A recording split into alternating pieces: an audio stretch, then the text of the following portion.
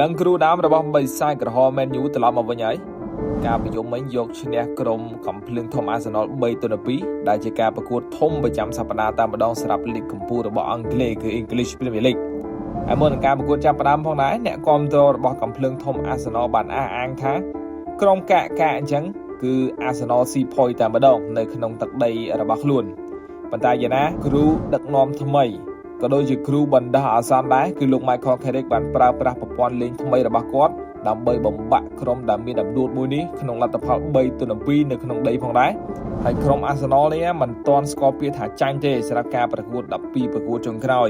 បាទរីឯការប្រកួតក្នុងដីវិញគឺមិនដែលចាញ់សោះតែម្ដង17ប្រកួតប៉ុន្តែមកប្រកួតទី18ជួបបិសាចក្រហមនេះវិញ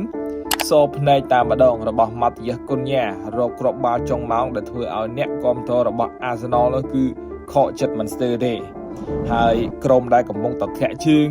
ដូរគ្រូផងស្មារច្រើនផងហើយខាតពិន្ទុជាមួយនឹងក្រុមដែលមិនគួរខាតទៀតតែបច្ចុប្បន្ននេះគឺក្រុមលេខ1លេខ2ស៊ីរៀបអស់ហើយការប្រកួត3ប្រកួតទៀតក៏ងាយផងដែរសម្រាប់ Manchester United